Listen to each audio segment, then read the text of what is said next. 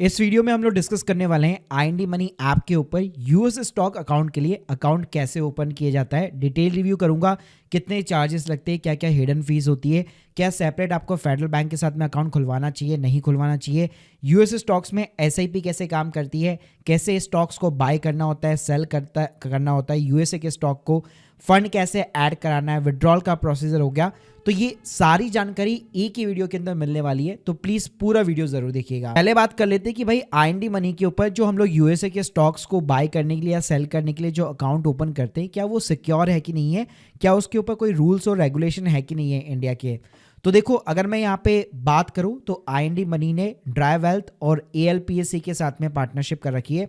तो अल्टीमेटली क्या होता है, आईएनडी मनी के ऊपर अगर आप यूएस में स्टॉक्स बाय खरीदने के लिए या फिर बेचने के लिए जो अकाउंट ओपन करते, वो या तो ड्राई वेल्थ के ऊपर ओपन होगा या एएलपीएससी के साथ में ओपन होगा। तो आईएनडी मनी ने इन दोनों कंपनियों के साथ में पार्टनरशिप कर रखी है। अब होता क्या है, अगर आप यहाँ पे रूल्स देखेंगे तो एक एसआईपीसी करके है जो यूएस के अंदर सिक्योरिटीज इन्वेस्टर प्रोटेक्शन कॉर्पोरेशन चलता है। तो उसके अंदर ये है कि $5 लाख तक आपका सिक्योरिटी यहाँ पे प्रोडक्ट रहेगा, जिसके अंदर आपका बैलेंस होगा, जो भी आपने वॉलेट के अंदर रखा हुआ है, यूएस स्टॉक के अकाउंट्स हो गए, बॉन्ड्स हो गए, ट्रेजरी सिक्योरिटीज हो गई। अल्टीमेटली अगर आप एक नॉन यूएसए सिटीजन है तो स्टिल आपको $5 लाख यानी ऑलमोस्ट आप कह सकते हो 6 से 7 करोड़ रुपए की सिक्योरिटी आपकी सेफ रहती है। कल को मान लो ये जितनी भी कंपनीज है अगर बैंकक्रप्ट हो जाती है तो स्टिल आपके इतने पैसे यहाँ पे सेफ रहेंगे। तो अगर आप इन वेबसाइट जैसे अगर आप ड्राई वेल्थ के ऊपर भी जाके देखोगे ना, हर वेबसाइट के अंदर लिखा होता है कि वो एसआईपीसी का मेंबर है। तो अगर कोई भी ब्रोकर भाई एसआईपीसी का मेंबर है तो आपको घबराने की जरूरत नहीं है।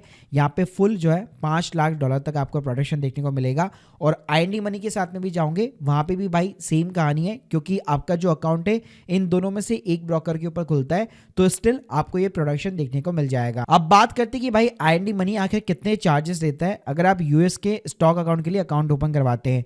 तो देखो, अकाउंट ओपनिंग के ऊपर कोई चार्जेस नहीं है, कोई भी एएमसी फीस नहीं लगती है यहाँ पे। केवल आप यूएस के जो स्टॉक्स बाय एंड सेल करेंगे तो उसके ऊपर 0.15% ये ब्रोकरेज चार्ज करता है। प्लस आईएनडी मनी ने यहाँ पे कुछ बैंकिंग पार्टनर से उनके साथ में पार्टनरशिप कर रखी है, तो उनके थ्रू अगर आप इस प्लेटफॉर्म के ऊपर यहाँ पे आईएनआर से डॉलर के अंदर कन्वर्ट करते तो 0.75% of the deposit amount IND money platform charge करता है, और इसके ऊपर मैक्सिमम कैपिंग लिमिट है 1000 रुपए की। बाकी गाइस इसके अलावा यहाँ पे कोई भी चार्जेस नहीं लगता है। अगर आपने अकाउंट ओपन कर लिया और कोई भी स्टॉक्स को अगर आप बाय नहीं कर रहे, सेल नहीं कर रहे, कोई भी अमाउंट वगैरह भी डिपॉजिट नहीं करते, मतलब इसके अलावा कोई भी एएमसी अकाउंट ओपनिंग ऐसा कोई भी यहाँ पे चार्जेस नहीं है। इवन अगर आप एसआईपी भी करोगे तो उसके ऊपर भी कोई एडिशनल चार्ज यहाँ पे नहीं लगने वाला। अब बात करते कि भाई अकाउंट यहाँ पे कैसे ओपन होगा, तो पहले मैं बताना चाहूंगा आईएनडी मनी ऐप के ऊपर कोई अगर फर्स्ट टाइम यहाँ पे प्रोसेस कर रहा है तो आईएनडी मनी ऐप क्या करता है, पहले उससे इंडिया का जो अकाउंट होता है, इंडियन डीमैट अकाउंट, वो ओपन कराया जाता है। उसके बाद में उसके पास में ऑप्शन रहता है कि वो यूएस अकाउंट के लिए प्रोसीड भी कर सकता है और नहीं भी कर सकता। तो देखो, अगर नॉर्मल मैं डॉक्यूमेंट्स की बात करूं, सिंपल से डॉक्यूमेंट्स चाहिए होते हैं और सिंपल से इन्फॉर्मेशन चाहिए होती है। पहले आपकी से केवल कुछ बेसिक क्वेश्चन पूछेगा, जैसे आपको कितना इन्वेस्टमेंट का एक्सपीरियंस है, आपका कितना रिस्क एपेटाइट वगैरह। ये एम्प्लॉयमेंट की डिटेल्स पूछेगा कि कहाँ पे आप जॉब करते हो, किस टाइप का, अगर आप सेल्फ एम्प्लॉयड हो तो किस टाइप का आपका बिजनेस वगैरह है। तो ये बेसिक सी डिटेल्स आपसे पूछने वाला है। उसके बाद में भाई ये आपसे कंफर्मेशन कराएगा कि आप एक नॉन यूएस सिटीजन तो होना, कहीं यूएस के सिटीजन तो नहीं हो। इस टाइप से आपको कुछ टर्म्स एंड कंडीशन जो है बेसिकली कंसेंट लेटर के ऊपर आपसे ये एग्री करवाएगा। उसके बाद में भाई ये आपकी आइडेंटिटी जो है आधार कार्ड के थ्रू सिंपली यहाँ पे वेरीफाई वगैरह करने वाला है। और जैसे आपका ये प्रॉपर ई-केवाईसी वगैरह कंप्लीट हो जाता है, लास्ट स्टेप आएगा फेडरल बैंक अकाउंट का। अब भाई ये फेडरल बैंक अकाउंट का क्या कॉन्सेप्ट है, तो देखो, अगर आप आईएनआर से डॉलर के अंदर पैसा कन्वर्ट करना चाहते हो तो होता क्या है, नॉर्मली जो ट्रेडिशनल बैंक्स होते हैं वो पर ट्रांजेक्शन के ऊपर 500 से 1000 रुपए फिक्स कॉस्ट यहाँ पे चार्ज करते हैं। तो अगर आपको ये चीज जो है लो कॉस्ट के अंदर करानी है तो आप फेडरल बैंक के साथ में जा सकते हो। यहाँ पे आईएनडी मनी के ऊपर ही आपका एक फ्रेश सेविंग अकाउंट ओपन हो जाएगा। कोई भी मिनिमम बैलेंस वगैरह ऐसा कोई भी आपको रखने की जरूरत नहीं है, एकदम फ्री ऑफ द कॉस्ट आपका अकाउंट यहाँ पे ओपन होता है। तो ये ऑप्शनल थिंग है, अगर आपको ओपन कराना है तो आप करा सकते हो, वरना आप ट्रेडिशनल बैंक्स के थ्रू भी अपना प्रॉपर जो है ट्रांसफर वगैरह कर सकते हो। इसके अलावा रिसेंटली आईएनडी मनी ने एचडीएफसी बैंक और एक्सिस बैंक के साथ में भी पार्टनरशिप कर रखी है। तो अगर आपका बैंक अकाउंट इन बैंक्स के अंदर है तो वहां से भी बहुत लो कॉस्ट के अंदर आप INR से डॉलर के अंदर कन्वर्ट कर पाओगे। जैसे ही भाई आपका एक बार यहाँ पे यूएस का अकाउंट ओपन हो जाता है, कुछ इस टाइप की आपको स्क्रीन सामने दिखाई देने वाली है। प्लस अगर आपने फेडरल बैंक का अकाउंट ओपन कर रखा है तो आपको यहाँ पे वॉलेट सेक्शन में आप देख सकते हो फेडरल अकाउंट दिखेगा और यूएस का अकाउंट दिखेगा। अब ये जो यूएस का अकाउंट होता है ये एक तरह से एक वॉलेट की तरह होता है, जिसके अंदर आपको डॉलर के अंदर बैलेंस रखना पड़ता है ताकि आप यूएस के स्टॉक्स वगैरह बाय कर सको। अब डॉलर के अंदर बैलेंस कैसे आएगा, आपको अपने INR को कन्वर्ट करना पड़ेगा।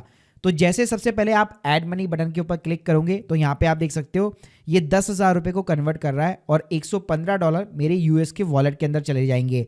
अब यहाँ पे अगर आप ब्रेकअप देखोगे तो जैसे मैंने बताया था, अगर आप मान लो जैसे कि फेडरल बैंक के साथ में जाते हो तो यहाँ पे आप देख सकते हो IND मनी एक तो 0.75% जो मैंने आपको स्टार्टिंग ऑफ द वीडियो बताया था वो यहाँ पे आपसे चार्ज करेगा।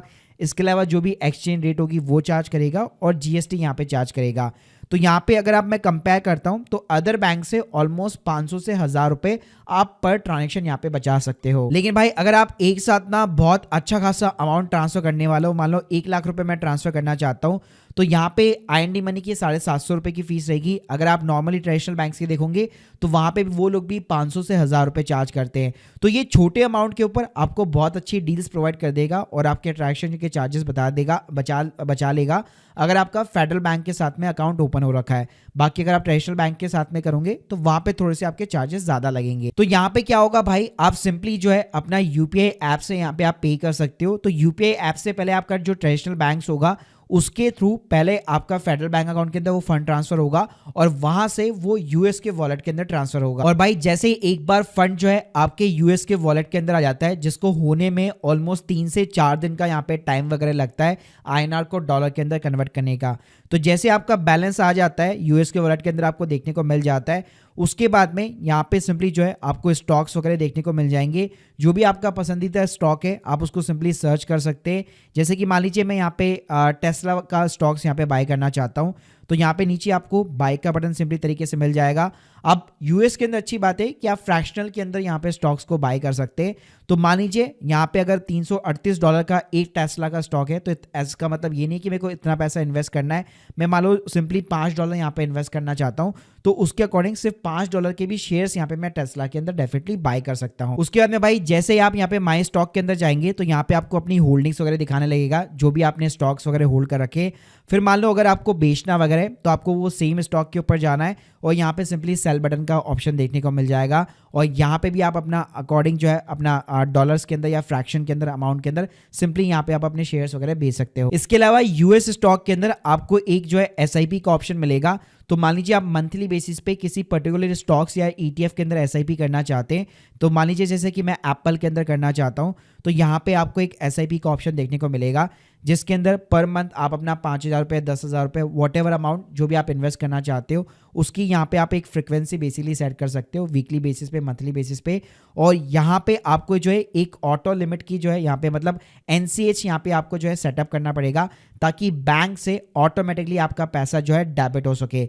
तो ये सेटअप करने के बाद में आपका सीधा जो है फेडरल बैंक के अंदर बैलेंस जाएगा, फिर फेडरल से यूएस के वॉलेट के अंदर वो कन्वर्ट हो जाएगा। तो यहाँ पे ये एक थोड़ा सा ड्रॉप बैक है IND मनी ऐप का कि ये वॉलेट से डेबिट नहीं करता है SIP को, बार बार आपको जो है इस तरह से ऑटो डेबिट यहाँ पे करवाना पड़ेगा और हर बार वो आपके जो GST वाले जो चार्जेस होते हैं, IND मनी प्लेटफॉर्म की जो फीस होती है वो भाई आपको बियर करनी पड़ेगी। इसके अलावा आपका जो वॉलेट का बैलेंस होता है तो नॉर्मली आप जब बाय एंड सेल करते हैं तो वो पूरा बैलेंस आपके यूएस के वॉलेट के अंदर ही आता है।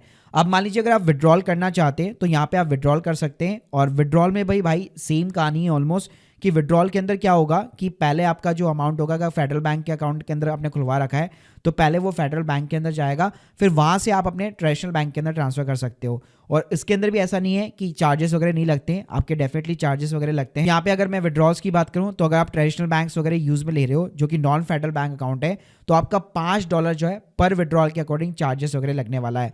बाकी अगर आपका फेडरल बैंक के साथ में अकाउंट है जो आपने लिंक करा रखा है यहाँ पे तो वहां पे फिर वो $5 की फीस आपके विड्रॉल की नहीं लगती है। तो गाइस अब आपको पूरा कॉन्सेप्ट समझ में आ गया होगा कि कैसे आपको वॉलेट के अंदर बैलेंस आपका ट्रांसफर होता है और कैसे आप बाय एंड सेल कर सकते हैं। प्रो और कॉन्स की बात करूं, प्रो भाई बहुत अच्छा इंटरफेस है यूएस स्टॉक के अंदर इन्वेस्ट करने के लिए IND मनी ऐप के थ्रू। इजी प्रोसेस है अकाउंट ओपनिंग का, लो कॉस्ट डिपॉजिट चार्जेस वगैरह भी लेता है, टाइप्स कर रखे 3 बैंक्स के साथ में तो आप प्रोसेस कर सकते हो। कॉन्स की बात करूं, थोड़ा सा मिक्सअप लगता है क्योंकि एक ही ऐप के अंदर सब कुछ भरा हुआ है। आईएनडी स्टॉक्स भी है, म्यूचुअल फंड्स भी है, इसके अलावा यूएस स्टॉक्स हो गया, और एसआईपी का ये जो फीचर है फीचर अच्छा है, लेकिन जो अमाउंट होता है वो आपका ऐसे ऑटो पे डेबिट होता है, जबकि इसका एक कॉम्पिटिटर है वेस्टेड करके, वहां पे सीधा वॉलेट से आपका अमाउंट जो है डेबिट होता है। तो वहां पे मेरे को बार बार जो है चार्जेस वगैरह बियर नहीं करने पड़ते। बाकी गाइस अगर आप वेस्टेड के साथ में कंपैरिजन करना चाहते हो तो मैंने पूरा एक सेपरेट वीडियो ऑलरेडी क्रिएट कर रखा है, मैं लिंक दे दूंगा आपको डिस्क्रिप्शन बॉक्स के अंदर, जहां पे आपको एडिशनल $10 का भी बोनस वगैरह जो है एडिशनल देखने को मिल जाएगा। So guys hope you like this video, please subscribe channel. अगर आप लोग की कोई भी डाउट्स है कमेंट बॉक्स के अंदर जरूर बताइए, और आप लोग का क्या एक्सपीरियंस रहा है स्पेशली यूएस स्टॉक्स को लेकर, इसके फीडबैक्स भी कमेंट बॉक्स में जरूर बताइएगा।